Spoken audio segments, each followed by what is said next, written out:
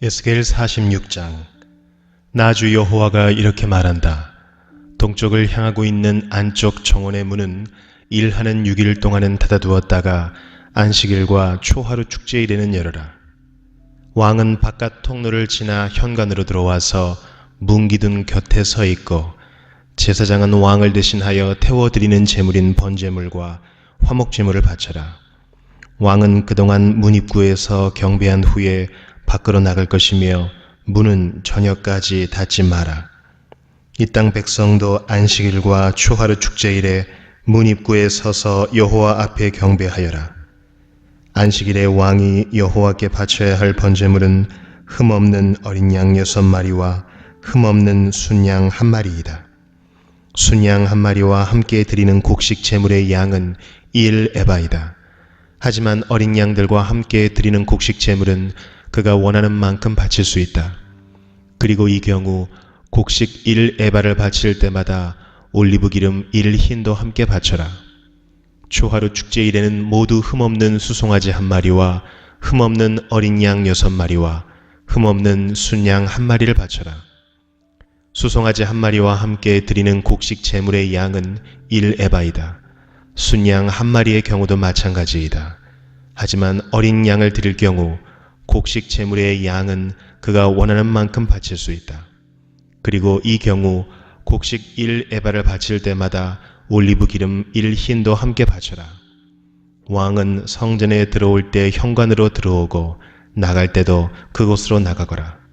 이 땅 백성이 절기를 맞아 여호와 앞에 나올 때에 북쪽 문으로 들어온 사람은 남쪽 문으로 나가고 남쪽 문으로 들어온 사람은 북쪽 문으로 나가거라. 누구든지 같은 문으로 들어와서 같은 문으로 나가면 안 되고 반드시 들어온 문과 반대되는 쪽으로 나가야 한다. 왕은 백성들과 함께 들어왔다가 그들과 함께 나가거라. 절기들과 특별한 날들에는 밀가루 1에바를 곡식 제물로 바치되 수송아지 1마리와 함께 바쳐라. 그리고 순양 1마리에도 밀가루 1에바를 곁들여 바쳐라. 하지만 어린 양을 드릴 때에는 드리고 싶은 만큼 곡식 제물을 바칠 수 있다. 곡식 1에바를 바칠 때마다 올리브 기름 1흰도 함께 바쳐라. 왕이 여호와께 번제물이나 화목 제물을 바치고자 할 때에는 왕을 위해 동쪽 문을 열어놓아야 한다.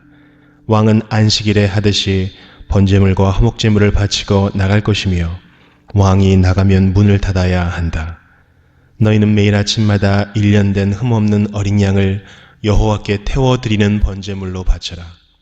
또 아침마다 곡식 제물과 함께 어린 양을 바쳐라. 어린 양을 바칠 때에는 밀가루 6분의 1에바와 기름 3분의 1흰을 함께 바쳐라. 이것이 여호와께 바칠 곡식 제물이며 지금부터 영원히 지켜야 할 규정이다. 그러므로 제사장은 언제나 이와 같이 어린 양과 곡식 제물과 올리브 기름을 번제물로 바쳐라. 왕이 자기 아들에게 땅을 선물로 주면 그 땅은 그 아들의 자손의 것이 되어 그들 가족의 재산이 될 것이다. 그러나 왕이 자기 종에게 땅을 선물로 주면 그 땅은 자유의 해까지만 그 종의 것이 되고 그 뒤에는 다시 왕의 것이 된다. 왕의 땅은 오직 왕의 아들에게만 주어진다. 왕은 백성의 땅을 빼앗고 그들을 쫓아내서는 안 된다. 왕이 자기 아들에게 땅을 줄 때에는 자기 땅 가운데서만 주어라. 그리하여 내 백성이 자기 땅에서 쫓겨나는 일이 없어야 한다. 그때 그 사람이 나를 데리고 문 곁에 있는 통로를 지나 제사장들이 사용하는 거룩한 방으로 들어갔는데 그 방은 북쪽을 향해 있었다. 그곳에서 그는 내게 서쪽 끝에 있는 한 곳을 보여주었다. 그 사람이 내게 말했다. 이곳은 제사장이 허물을 씻는 제물인 속건제물과 죄를 씻는 제물인 속죄제물을 삶고 곡식 제물을 굽는 곳이다. 이곳에서 삶으면 제사장이 그 제물들을 바깥들로 가져나갈 필요가 없어지고 따라서 백성은 다치지 않게 된다. 그런 후에 그 사람은 나를 데리고 바깥들로 나가서 뜰 네 모퉁이를 돌았다.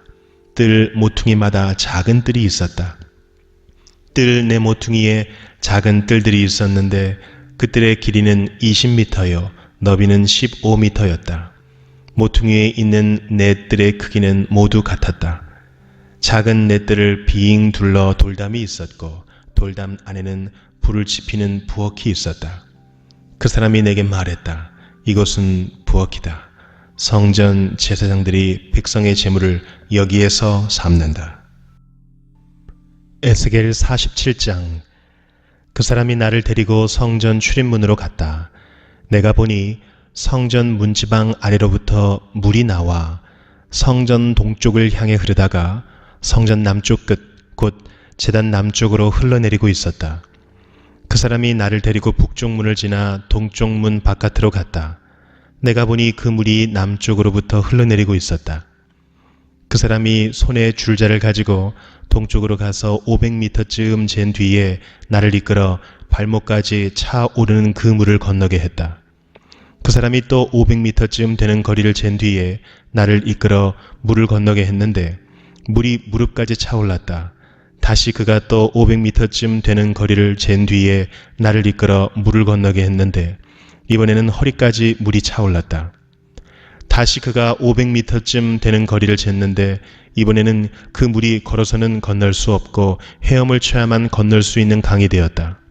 그 사람이 내게 물었다. 사람아, 이것이 보이느냐? 그런 뒤에 그 사람이 나를 데리고 강 언덕으로 다시 올라갔다. 그곳에 도착하여 보니 강 양쪽에 나무가 무척 많이 있었다. 그 사람이 내게 말했다. 이 물이 동쪽 지역으로 흘러서 아라바로 내려갔다가 사해로 흘러들어가면 사해물은 맑은 물이 될 것이다. 이 강이 흐르는 곳마다 온갖 생물들이 살게 될 것이다. 사해 주변의 물고기들이 살게 될 것이니 이는 이 물이 흘러가는 곳마다 짠물이 변하여 민물이 되기 때문이다. 이 물이 흐르는 곳마다 생물이 번성할 것이다.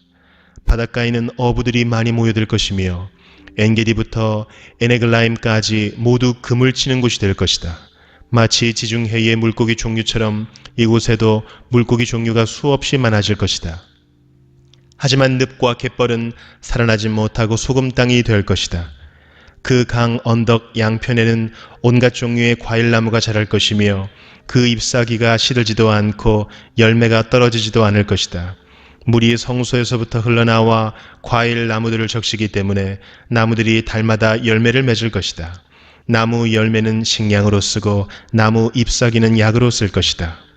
주 여호와께서 말씀하셨다.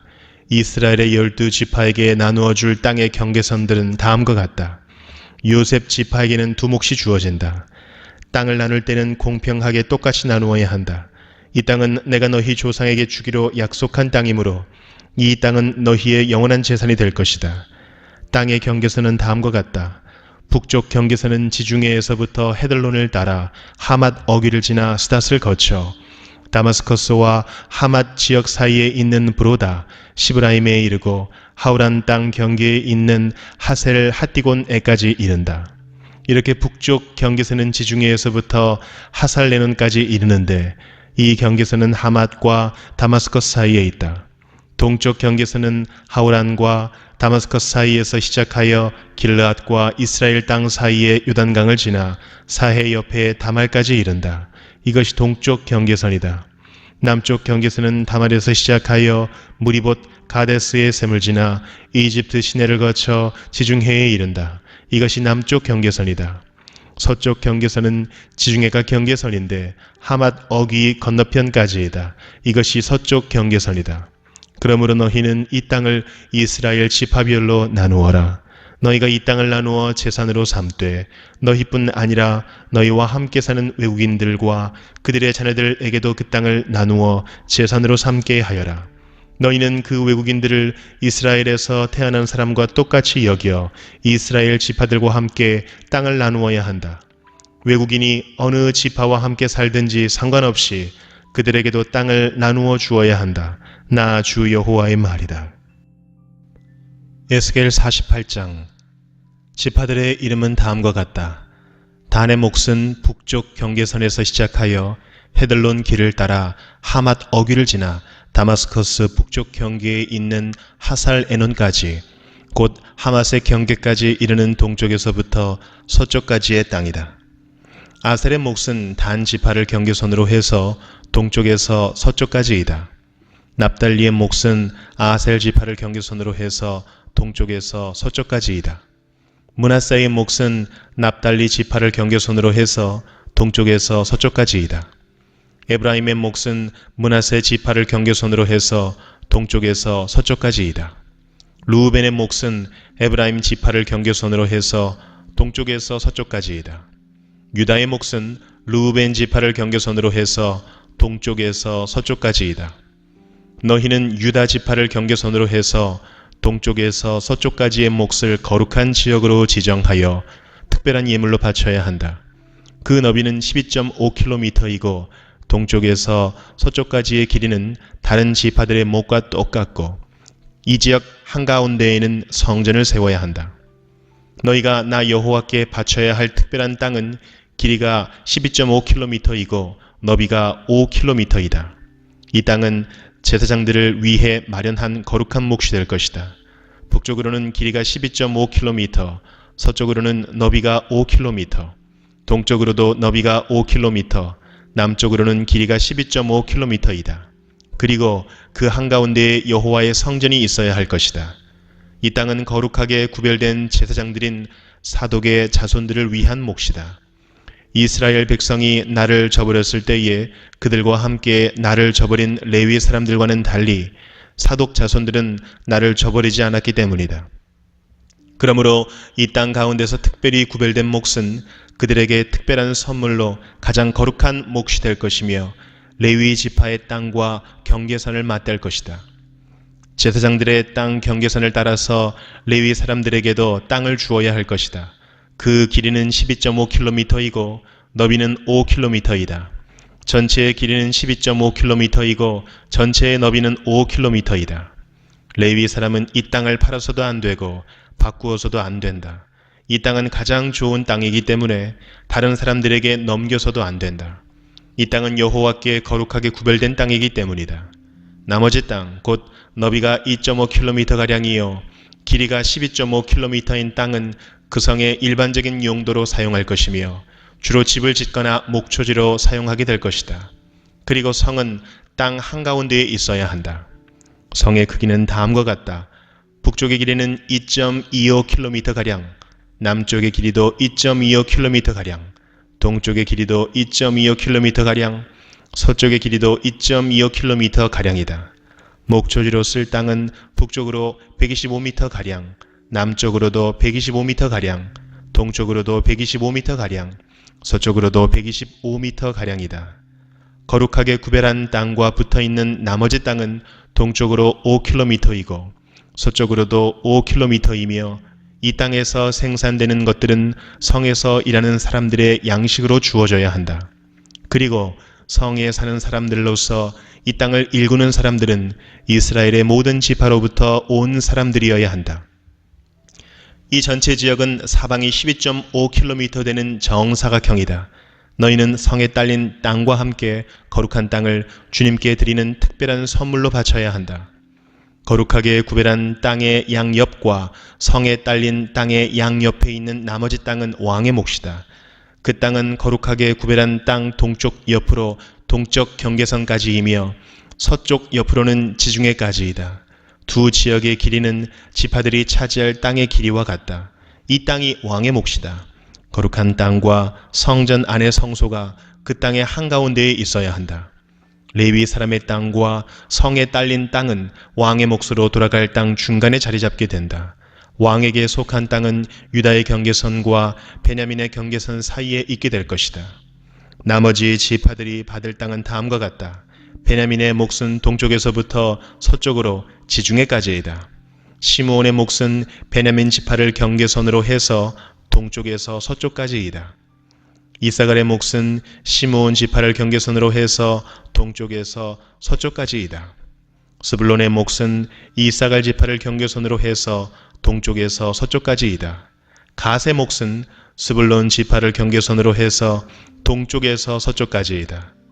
갓의 남쪽 경계선은 동쪽으로 사해 부근의 다말에서부터 무리바 가데스 샘까지 이르고 또 거기에서부터 이집트 시내들을 따라 지중해까지이다.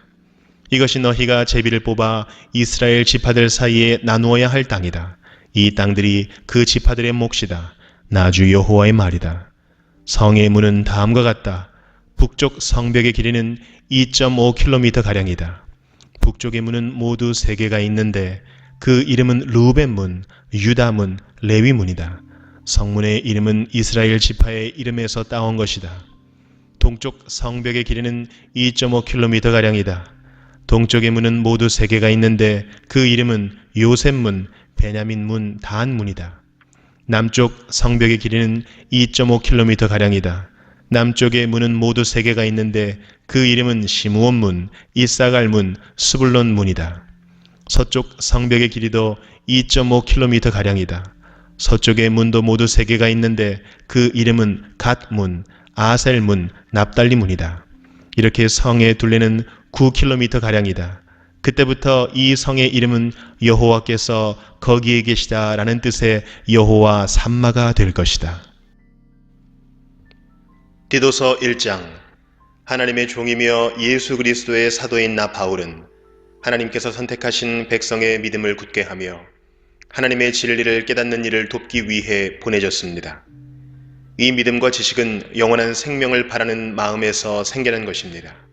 이 생명은 거짓이 없으신 하나님께서 세상이 시작되기 전부터 약속하신 것입니다. 하나님께서는 하나님이 정하신 때에 전도를 통해 사람들이 이 생명에 관해 알도록 하셨습니다. 나는 우리 구주이신 하나님의 명령대로 전도의 임무를 맡아 이 말씀을 전합니다. 나는 같은 믿음 안에서 내게 친아들과도 같은 디도에게 이 편지를 씁니다. 하나님 아버지와 우리 구주 예수 그리스도의 은혜와 평안이 함께 하기를 빕니다. 내가 그대를 크레타 섬에 두고 온 것은 미처 못다한 일들을 정리하고 각 마을에 장로들을 세우는 일을 돕게 하기 위해서입니다. 장로는 다른 사람들에게 책망받을 것이 없어야 하고 한 명의 아내만 두어야 하며 자네들도 믿는 사람이어야 합니다. 자네들이 거칠거나 불순종해서는 안 됩니다. 감독은 하나님을 섬기는 일을 맡은 사람이기 때문에 흠이 없는 사람이어야 하며 교만하고 이기적이거나 화를 잘 내서는 안 됩니다. 술을 좋아하고 싸우기를 잘하며 남을 속여 자신의 이익을 챙기는 사람이어서도 안 됩니다. 손님을 집으로 초대해 그들을 대접하기를 잘하고 선한 일을 하기 좋아하며 지혜롭고 바르게 살며 경건하고 절제할 줄 아는 사람이어야 합니다. 믿음으로 우리가 가르치는 진리의 말씀에 순종하며 참되고 바른 교훈으로 다른 사람을 도울 줄 아는 사람이어야 합니다. 또한 바른 교훈으로 진리를 거스르는 사람들의 잘못을 바로잡아 줄 줄도 알아야 합니다. 복종하지 않고 터무니없는 말을 하며 사람들을 잘못된 길로 이끄는 사람들이 많이 있는데 특히 이방인들도 할례를 받아야 한다고 주장하는 사람들 중에 많이 있습니다. 그들이 더 이상 헛된 말을 하지 못하도록 막으십시오. 그들은 거짓된 가르침으로 모든 가정을 망가뜨리고 있습니다. 사람들의 마음을 속여 돈을 벌려는 속셈으로 떠들어대는 그들을 막으시기 바랍니다. 크레타의 예언자조차도 이렇게 말했습니다. 크레타인은 다들 거짓말쟁이다. 그들은 자기 배만 채우는 악한 짐승이며 게으름뱅이들이다. 예언자의 말이 옳습니다. 잘못된 것을 바로잡아 그 사람들에게 말해주고 엄격하게 대하십시오. 그러면 믿음 안에 굳게 서게 되기 때문에 그들이 유대인의 지어낸 이야기들에 더 이상 귀 기울이지 않고 진리를 따르지 않는 사람들의 명령에도 마음이 흔들리지 않게 될 것입니다. 깨끗한 자에게는 모든 것이 깨끗하지만 죄에 빠져 믿지 않는 자들에게는 깨끗한 것이 아무것도 없고 생각도 악해져서 옳은 것조차도 잘못된 것처럼 보입니다. 그들은 하나님을 안다고 말하지만 그들의 악한 행동을 보면 하나님을 아는 사람들 같지 않습니다. 그들은 복종하지도 않고 선한 일을 전혀 하지 않습니다. 디도서 2장. 그대는 사람들에게 참된 가르침을 따르도록 말하십시오. 나이 많은 남자들에게는 절제하며 신중하고 지혜롭게 행동하도록 가르치고 그들이 믿음과 사랑과 인내로 굳게 설 수 있도록 하십시오. 나이 많은 여자들에게는 경건하게 살도록 가르치십시오. 다른 사람의 흉을 보지 말게 하며 술을 좋아하지도 말고 선한 것을 가르치도록 해야 합니다. 그래야 젊은 여자들에게 본이 되어 그들이 남편과 자녀를 사랑하고 지혜롭고 깨끗하며 집안을 잘 돌보고 친절하며 남편에게 복종하도록 가르칠 수 있을 것입니다. 이렇게 할 때 하나님께서 우리에게 주신 말씀이 비난받지 않고 온전하고 바르게 설 수 있습니다. 젊은 남자들에게도 지혜롭게 행동하라고 말하십시오. 그대는 선한 일을 하며 모든 면에서 그들에게 본을 보이고 정직하고 진지하게 가르치십시오. 진실하게 말해서 비난받지 않도록 하십시오. 그러면 우리를 반대하려는 사람들이 더 이상 반대하지 못하고 흠을 찾을 수도 없게 되어 오히려 그들 스스로가 부끄러워할 것입니다.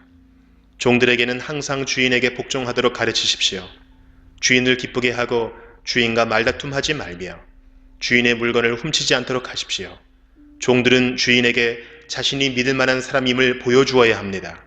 모든 일에 충성할 때 우리 구주 하나님의 좋으신 가르침을 널리 빛내게 될 것입니다. 우리는 이제 하나님의 은혜를 받았습니다. 그 은혜는 모든 사람을 구원하시는 하나님의 사랑입니다. 은혜를 받은 사람은 하나님을 대적하거나 세상 사람들을 따라 악한 일을 해서는 안 되며 하나님을 존경하고 따르며 신중하고 바르게 살아가는 모습을 보여주어야 합니다. 우리의 크신 하나님과 구주 예수 그리스도가 오실 그날까지 충성스럽게 살아갈 때 우리의 큰 소망 되신 예수님께서 영광 가운데 나타나실 것입니다. 예수님께서는 우리를 위해 자기 자신을 주셨습니다. 우리를 모든 악에서 구원하시고 깨끗하게 하셔서 선한 일을 하기에 힘쓰는 그의 백성이 되게 하시려고 우리를 대신해서 죽으셨던 것입니다. 사람들에게 이 모든 것을 널리 전하십시오. 그대는 그러한 권위를 가졌습니다. 그 권위로 사람들을 격려하고 가르쳐서 아무도 그대를 업신여기지 못하게 하십시오.